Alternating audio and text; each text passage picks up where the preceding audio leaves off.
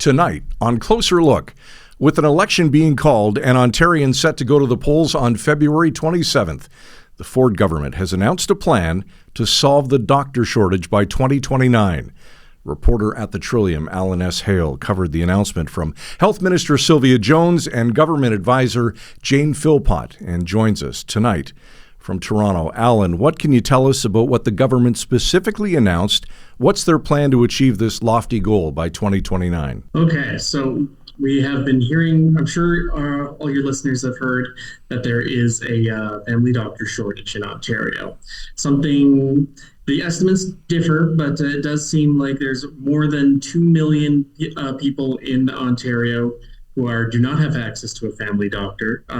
You have to go to the emergency room or a walk-in clinic. I'm sure everybody knows someone in that position. This has been a political issue for a few years, and we've been hearing promises from the government that they were going to fix it, and now they have come up with a plan that they say will actually get us there. They're going to, it involves getting 2 million people access to a family doctor by the end of the fiscal year for 2029. So if they get elected, the PCs get reelected, it'll be their whole next term, presumably. So the idea is to create more of what they're calling primary health teams, healthcare teams. And these are organizations that are sort of like a family doctor's office, but it's not just going to be the family doctor. It'll have doctors, it'll have nurse practitioners, which are nurses with special training so that they can do some of the things that doctors can do, and they'll have regular nurses, and maybe some other people who do different healthcare services, like a dietitian. And the idea will be to set these teams up all over the province, hundreds of them, over the next 4 years, and to assign people to their local primary healthcare team, depending on where they live. And then that will be your doctor if you don't have one. And so the idea will be that everybody who signed up for a doctor on the Ontario Health Connect website, which I have used and never have actually been hooked up with a doctor through that website, as a side note. But everybody who did sign up for it and is still on the waiting list will be off the website in 12 months, they're promising. So it's a pretty big announcement. It's very ambitious. And if it works, it will solve a rather persistent problem in Ontario healthcare. Yeah, Alan, in addition to the things that you mentioned, and you're right, it is a very ambitious plan. There are promises in there like clearing wait lists by 2026 and introducing some digital tools, but seems to lack some real detail on how these goals will be achieved. How will the government intend to ensure transparency and accountability in implementing this lofty plan? The province has promised that there will be regular updates or public information about the efficacy of these primary healthcare teams, but honestly, a lot of this plan is extremely vague. There is talk about having new standards in place, but there was no mention of standards for being able to access primary care. But there is really no explanation about how those will be enforced. A lot of the plan also seems to be an extension of things the province has already been doing. So how much of this is new is really up for debate. And the detail, there's just not a lot of detail about how exactly all of this will work. And it's interesting that because it was supposed to be a brand new plan. They hired a former Liberal MP named Jane Philpott to be this independent leader in developing this plan. But what she has come up with, at least from where I'm sitting, looks to be pretty much a continuation of the stuff that the PCs were already doing before they hired her in October.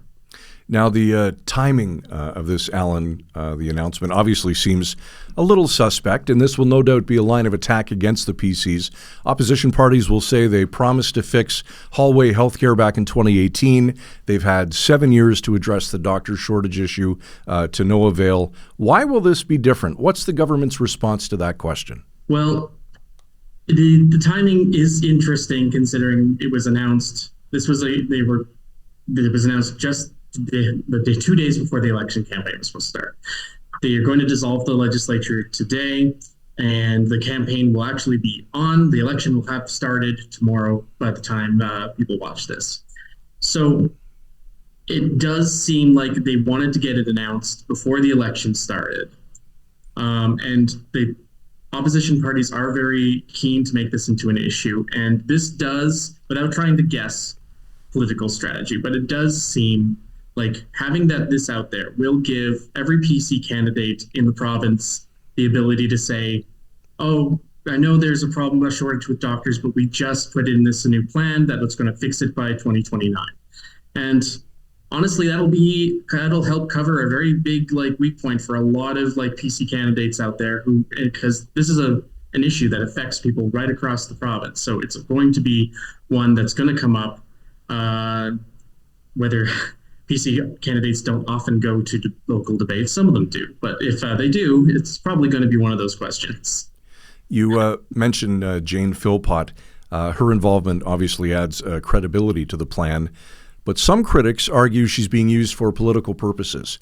How has she responded to those allegations? Do you sense any tension, Alan, between her role as a nonpartisan advisor and the political context of this announcement? We did ask her during the announcement if she's being used as a political prop for this. Like I said, the timing of this announcement is rather convenient to have this out there. She's only been working on this plan for a few months. And when we asked her whether she was being used by a political prop, she sort of deflected. But what she ended up saying with this was that there's nothing political about the work she has been doing for the government. Maybe that's debatable. I mean, crafting public policy is in itself kind of political, but she, made the point that she's not there to support the PC. She's not trying to win the election, or at least that seems to be what she was trying to say. But I don't know. It's like I mentioned, the plan is rather similar to everything the province has been doing, and it does make you wonder: had she had more time? She's only been working on it for 2 months. If she had more time, say another half a year, or until 2026, when the actual election was supposed to be happening, whether the plan would be more comprehensive and would be more different than what has been done before. But at this point, I guess we can never really know. Alan, I know you'll be busy over the next month or so on the campaign trail. Looking forward to the reporting and the coverage. Safe travels. Thank you, sir. Reporter at the Trillium, Alan S. Hale, on tonight's Closer Look.